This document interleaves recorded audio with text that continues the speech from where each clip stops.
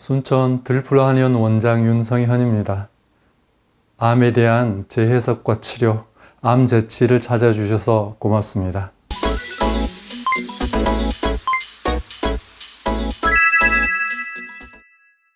이번 강의에서는요, 갑상선에 대해서 이야기를 해볼 건데요. 내 몸의 온난화라는 그런 내용으로 이야기를 해볼 겁니다. 혹시 오늘 생일이신 분 계신가요? 축하드리고요. 미역국을 드셨길 바랍니다. 우리가 생일에 미역국을 먹잖아요. 왜 그랬을까요? 갑상선 때문에 미역국을 먹었던 거예요. 갑상선 호르몬의 주요 성분이 우리가 요오드라고 해서요. 미역이나 다시마 같은 그런 해산물에 많이 포함되어 있기 때문에 우리 조상들은 미역국을 생일날 먹었다는 겁니다. 물론 산모를 위해서도 먹었겠지만 출산한 아이가 성장하는 데 있어서 갑상선 호르몬이 아주 중요한 영향을 끼쳐요. 만약에 갑상선 기능의 저하로 요오드를 성분으로 하는 갑상선 호르몬이 합성, 분비가 충분히 되지 못한 그런 상태에서 소아는 되게 성장 장애에 걸리게 돼요. 그렇기 때문에 우리가 생일을 기억해 놨다가요, 꼬박꼬박 미역국을 찾아 먹는 거예요. 물론 1년에 한 번 먹지만 동생이 태어나면 또 먹게 되고요, 오빠나 형의 생일날 또 챙겨 먹게 되잖아요. 또 옆집에서 생일날 한번 상을 차렸으니 드시고 가세요 라고 초대가 오면 그때 가서 또 먹고 오는, 그럼으로써 갑상선 호르몬의 성분인 요오드를 충분히 섭취를 하게 되는 겁니다. 이렇게 하나의 의식으로 만들었지만 사실상 의학적인 이유 때문에 그랬던 거예요. 어떤 사물의 생김새는요, 그 사물의 쓰임새를 반영한다, 이런 말이 있습니다. 갑상선 역시 여기에 붙어 있나요? 이렇게 갑상연골 아래부터 시작해서요, 기관연골 위쪽으로 이렇게 펼쳐져 있죠. 나비 모양으로. 갑상연골 아래쪽으로부터 기관연골을 감싸고 그 기관연골의 윗부분에 위치해 있는데, 이것이 무엇을 말해 주냐면요, 갑상선은 자주 식혀줘야 된다, 냉각시켜줘야 된다, 이런 필요성 때문에 거기에 붙어 있는 거예요.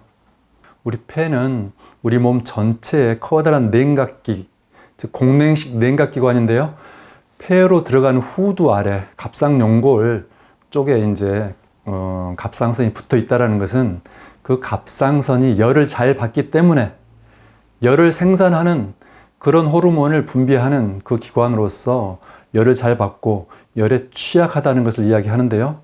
그렇기 때문에 공기가 드나들면서 냉각을 받아야 된다, 이런 것을 말해주는 겁니다. 특히 우리가 넥타이를 차서 목을 조르면요, 굉장히 답답하고 체온이 올라가요. 손목, 발목의 단추나 이런 걸 잘 묶느냐 안 묶느냐에 따라서 체온이 떨어지느냐 아니면 올라가느냐, 이런 에너지가 드나드는 길목, 그것을 목이라고 그래요.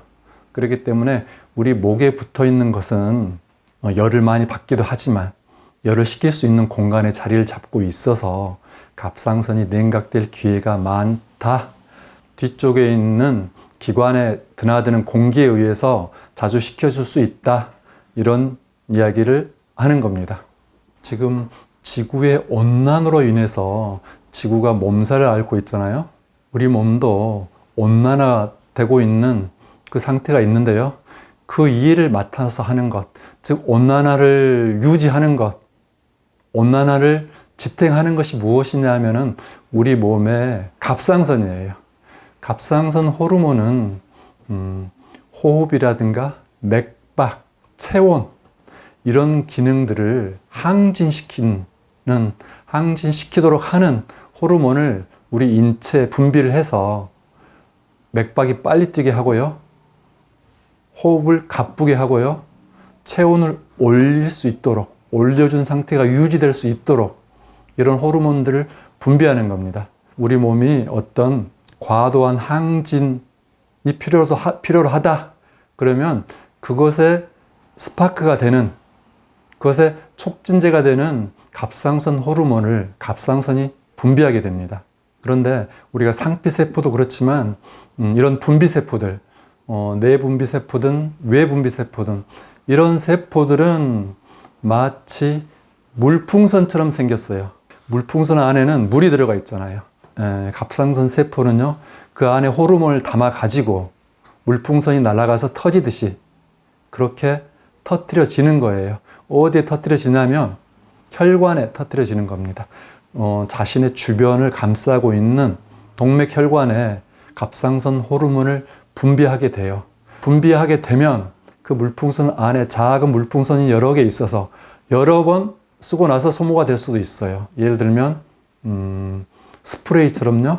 스프레이를 다 뿌리고 나면 하나의 스프레이가 소모된다라고 우리가 가정하면, 그런 것처럼 한 번 혹은 여러 번 갑상선 호르몬이 분비되고 나면 갑상선 세포는 사멸을 하게 되는 거예요. 그런데 우리 몸이 과도하게 열을 일으킬 필요가 있을 때 갑상선은 그 역할을 혼자서 맡아서 하기 때문에 갑상선 세포는 과도하게 소모가 되는 겁니다. 그럼 과도하게 소모가 되고 그것에 대해서 상대적으로 세포가 재생되지 않으면 그 불량품인, 즉 다세포로 분화되지 못한 상태에서 단세포가 등장하게 되는 거예요. 갑상선 암은 우리가 과도한 온난화, 우리 몸의 온난화를 유지시키는 갑상선의 과로다. 그래서 우리가 갑상선 암을 예방하거나 혹은 치료하는 데 있어서는 갑상선에 휴식을 줘야 된다. 이런 뜻입니다. 되게 갑상선 암의 남녀 성비를 보면요. 남성 1명 정도 걸리면 여성은 한 3, 4명 정도 걸린다는 그런 통계가 있어요. 여성은 왜 갑상선 암에 취약한가? 이런 의문도 가질 수가 있잖아요. 여러분 혹시 눈사람 만들어 보셨어요? 그 눈사람이 무엇으로 만들어지나요? 순전히 눈으로 만들어집니다. 그렇듯이 우리가 태아가 엄마 뱃속에서 아기가 만들어지는 건요, 순전히 엄마 피로 빚어지는 거예요. 물론 우리가 아이를 임신했을 때, 그럴 때 혈액 동원량이 여성들은 특히 많지만 평소에도 임신하지 않았을 때도요, 정기적으로 생리를 하기 때문에 평상시에요, 혈액을 많이 동원시키게 돼요.